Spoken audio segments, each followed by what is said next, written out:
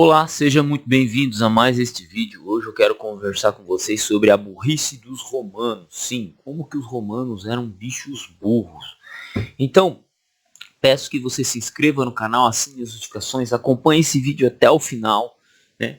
Na descrição desse vídeo você encontra um curso de teologia completo, pagamento único, tá? Venha estudar conosco. Também peço que se torne membro do canal na descrição do vídeo aqui ou ao lado do inscrever-se. Você se torna membro por apenas R$20 e tem aulas, acessa aulas de grego, crítica textual, hebraico e por aí vai. Então se torna membro, dá um apoio aí pra gente e vamos a mais esse vídeo.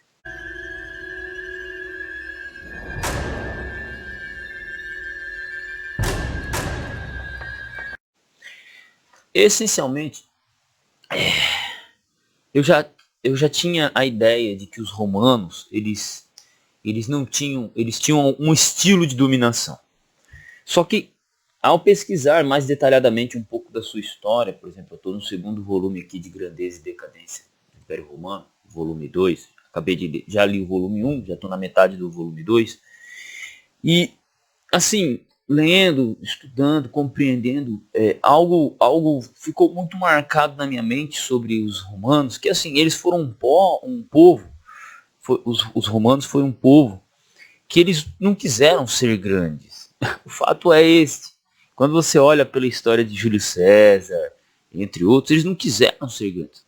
Júlio César, depois de um tempo, ele quis ser grande, mas inicialmente não era essa ideia.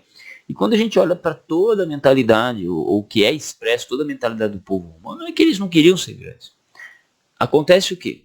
Eles eram uma cidade que se aliou a outra cidade, que foi invadido por outra cidade-estado. Cidade-estado eram cidades pequenas que correspondiam a um estado. Então, por exemplo, a cidade de Carapicuíba era uma cidade-estado. Aí tinha a cidade vizinha, que era outra cidade-estado, era outra nação, com outra política, e as duas tinham que se aliar ou se guerrear. E aí, Roma se alia a algumas cidades, guerreia com outras ali na região e domina o espaço que é a Itália. E aí Roma passa a se tornar a senhora daquela região. Ok? Mas isso não foi algo que ela intencionalmente queria fazer. Ela o fez por necessidade de existência. Vem uma tribo inimiga e invade você, o que você faz? Você mete a faca neles e pronto. Aí você se torna dono do território que eles estavam querendo. Então, é aquele jogo, né? Eles vêm tentar dominar, você domina, engole e se torna maior.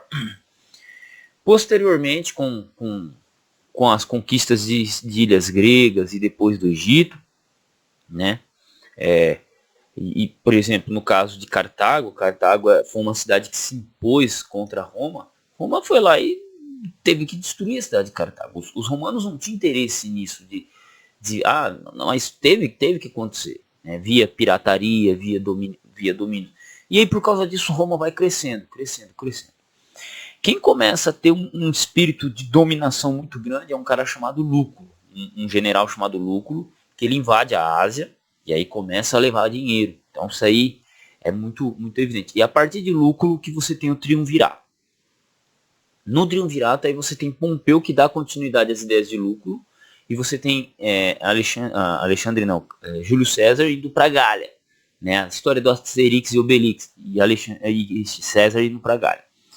Só que uma coisa que é interessante, em meio a essas revoluções, o pensamento do italiano, o pensamento do romano, era uma coisa primitiva e agrária. O que acontece? Os romanos, eles tinham um pensamento primitivo e agrário.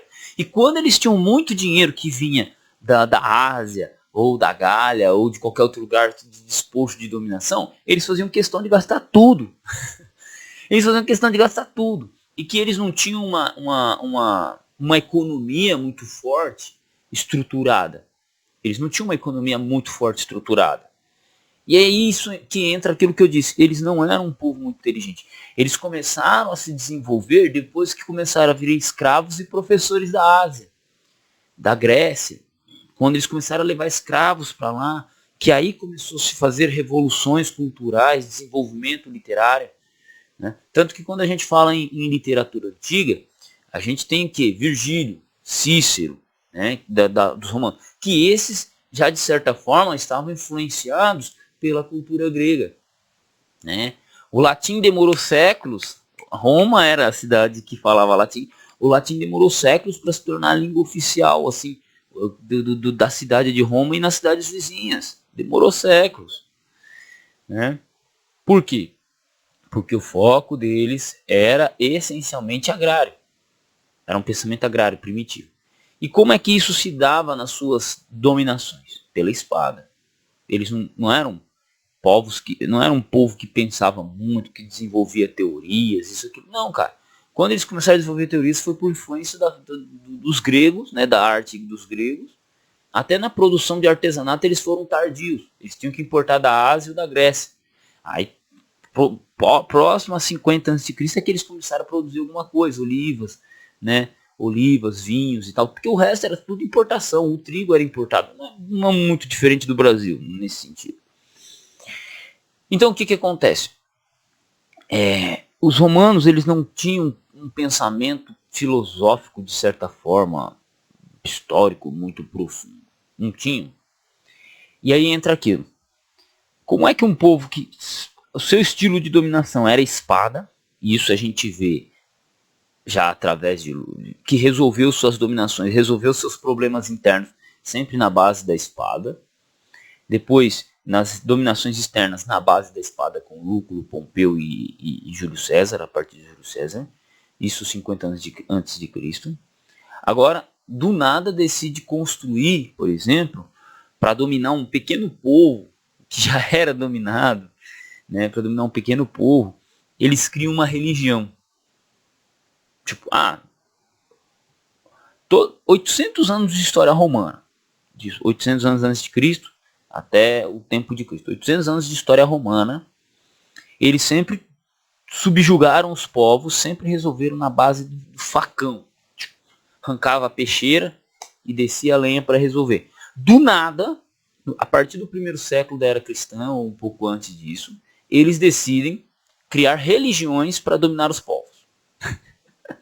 Os quais, curiosamente, quando a gente olha para a história de Roma, mais para frente, depois da história de Cristo, sempre a dominação pela espada. E quando eles não conseguem manter a dominação pela espada, o que acontece? Aquele povo se torna independente. É a lógica simples. Se você não tem poderio militar para pacificar uma região, ela se torna de outro lugar, ela se torna de outro povo. Ou ela se torna independente, ela se torna de outro povo. Que é o que acontece com a queda do Império Romano.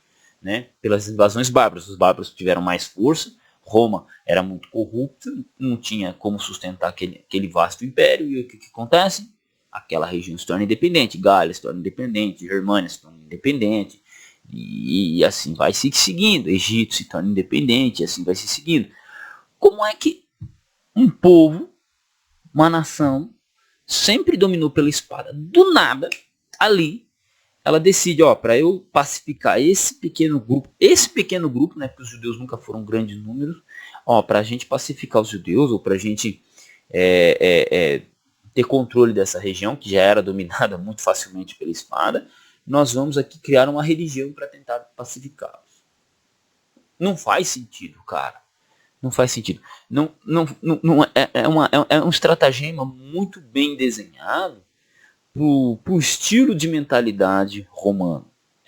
Isso é muito complexo, essa forma de raciocinar, porque, cara, você começa a ler a história dos grandes pensadores de Roma, dos grandes políticos de Roma, das grandes famílias de Roma, cara, não tem nada disso, cara. Não é um estilo deles, não é uma abordagem deles. E quando a gente começa a olhar para a história, o cristianismo, né?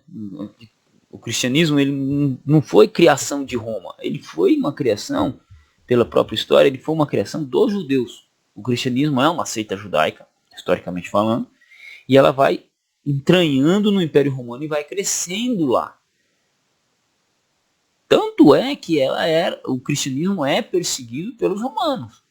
Os romanos vão criar uma religião para dominar um povo que eles podiam dominar pela espada, que é o jeito que eles conheciam. Aí eles vão perseguir essa religião que eles mesmos criaram.